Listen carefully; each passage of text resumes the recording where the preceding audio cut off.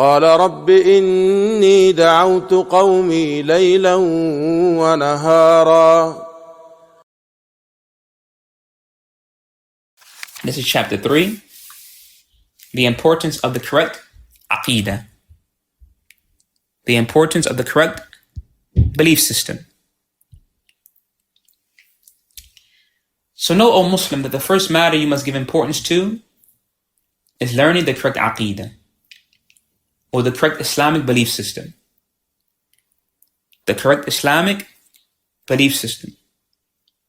So there are many creeds and beliefs. There are many creeds. There are many beliefs. But the only correct belief system is what Allah has clarified in the Qur'an and what His Prophet Muhammad ﷺ clarified in his Sunnah. So this is what is known as the aqidah. This is what is known as the aqidah. And the aqidah is your foundation.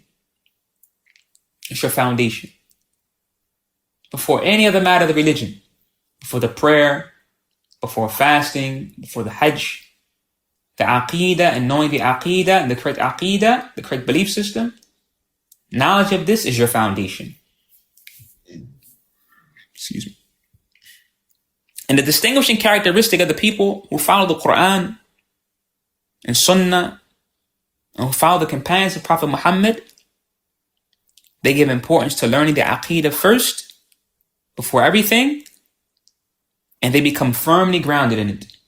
This is a distinguishing characteristic of the Muslim who strives to adhere to the Qur'an and to the Sunnah and the way of the companions of Prophet Muhammad sallallahu alaihi wasallam.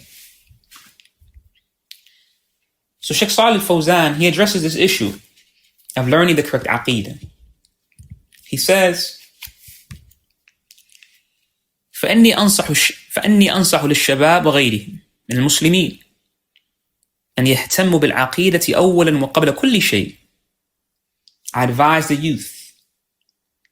And we're all youth as it relates to this religion, and likewise in comparison to the elderly scholars of Islam. I advise the youth and other than them from the Muslims to give great concern to the aqidah firstly, before everything. This is because the aqidah is the foundation which all actions are built upon, as far as them being accepted or rejected. فإن كانت العقيدة صحيحة موافقة لما جاء به الرسل عليهم الصلاة والسلام، خصوصا خاتم النبيين نبينا محمد صلى الله عليه وسلم، فإن سائر الأعمال تقبل. If the aqidah is sound, the belief system, if it is sound and correct and in accordance to what the messengers came with, especially the seal of them, Muhammad sallallahu alaihi wasallam, then the rest of the actions will be accepted if they are done sincerely seeking the face of Allah, the Most High. Again, going back to what we spoke about regarding the intentions and having correct intentions. He says, إذا كانت هذه الأعمال خالصة لوجه الله تعالى وموافقة لما شرع الله ورسوله. If they are done sincerely seeking the face of Allah, the Most High, and in accordance to what Allah and His Messenger have legislated. وإذا كانت العقيدة فاسدة أو كانت ضالة مبنية على العوائد وتقليد الآباء والأجداد، وكانت عقيدة شركية، فإن الأعمال مردودة لا يقبل منها شيء ولو كان صاحبها مخلصا وقاصدا بها وجه الله. He said, however, if the aqidah, if the belief system is corrupted or it is misguided due to it being based upon traditions, customs, or blind following of one's forefathers, due to it being based upon traditions or blind following of one's forefathers. My mother was upon this, so I'm going to be what my mother was upon. Or my father was upon this, so I'm upon what my father was upon. Or my ancestors were upon this, so I want to be upon what my ancestors were upon. No, a person has to look. If that which your mother was upon, or your father, your ancestors, if that which they were upon, is that which what Allah legislated, then nah, there's no problem with that. However, if they're upon a belief system or aqidah other than what Allah legislated, then it's not permissible to follow them in that. It is not permissible to follow them in that. So he says, Shaykh Sālih al-Fawzān,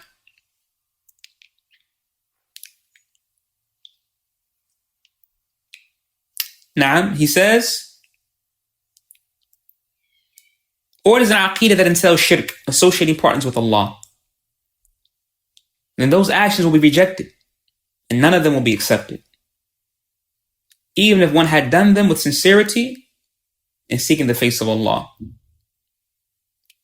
And this is because Allah does not accept any actions except what is done sincerely, seeking His noble face, and likewise done upon the sunnah of His Messenger sallallahu alaihi wasallam. So whoever desires salvation for their soul, and they desire to have their deeds accepted, and they desire to be a true Muslim, then one must give importance to the aqidah, to the belief system. فَعَلَيْهِ أَنْ يَعْتَنِي بِالْعَقِيدَةِ. He must give importance to the correct belief system. How is this? بأن يعرف العقيدة الصحيحة وما يضادها وما يناقضها. This is by knowing the sound and correct belief, and also knowing what nullifies it and what contradicts it.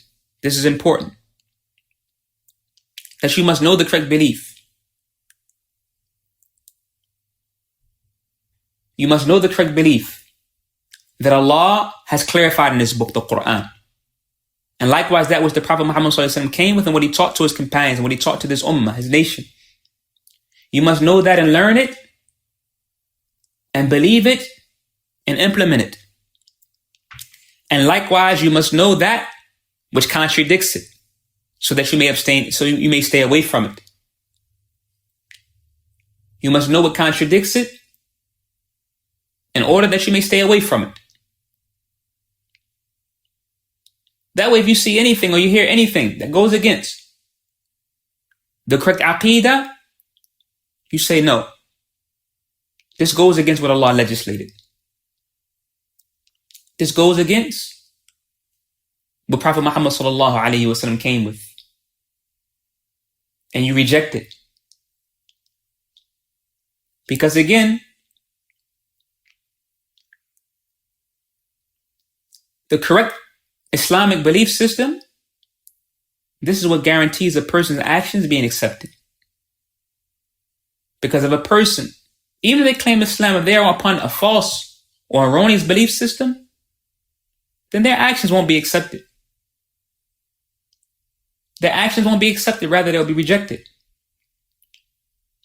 So Shaykh Fawzani goes on to say,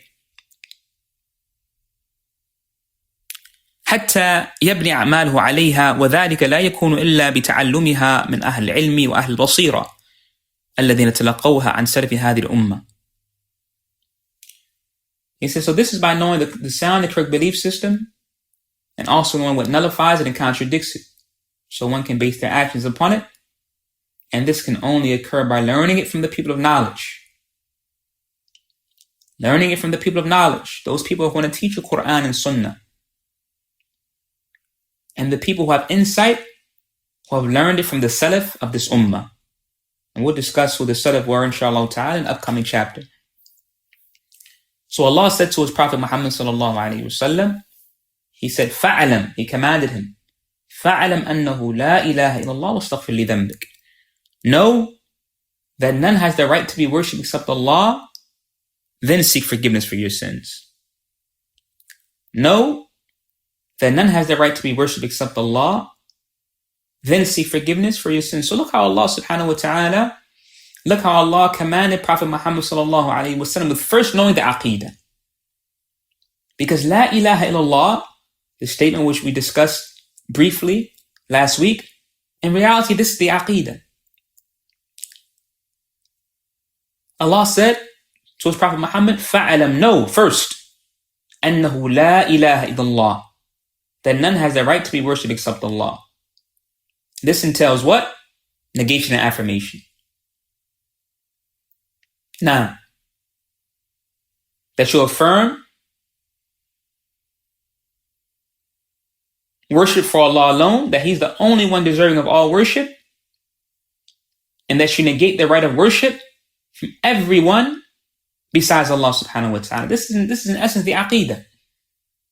This is in essence the belief system and the foundation of the belief system. So this is what Allah commanded Prophet Muhammad first, and then He said, وَاسْتَغْفِرْ لِذَنْبِكَ, then seek forgiveness for your sins. Imam Bukhari, that great Imam that we spoke about earlier, that 3rd century scholar, he said, he placed the chapter heading in his book. He said, بَابٌ الْعِلْمُ قَبْلَ الْقَوْلِ وَالْعَمَلِ. He said chapter, and he brought this verse, which is in Surah Muhammad, verse 19. He said, knowledge precedes speech and action. فَبَدَأَ بِالْعِلْمِ قَبْلَ الْقَوْلِ وَالْعَمَلِ. Why? Because Allah, in this verse, He began with what? Knowledge first, before speech and action. So before a person speaks, or before they do any actions, then it is a must that they have ilm. They have knowledge, and the head of all branches of knowledge, and the most important of them is knowledge of the aqidah, knowledge of the belief system. So the Islamic belief to other fields of knowledge and actions is equivalent to the foundation of a building or the roots of a tree. So just as the building will not stand except upon a foundation, you can't build a building upon a flimsy premise or a flimsy foundation, or a foundation which is not sturdy, it will fall. So just as the building will not stand except on a strong foundation, a tree will not stand except upon strong roots, then similarly the actions of an individual and his knowledge will be of no benefit unless it is built upon the correct belief. So again, the aqidah is at the status of the foundation of a building. As it relates to Islam, the aqidah is at the status of the foundation of a building. A person must have a strong aqidah, and upon that they build their actions and they build their knowledge.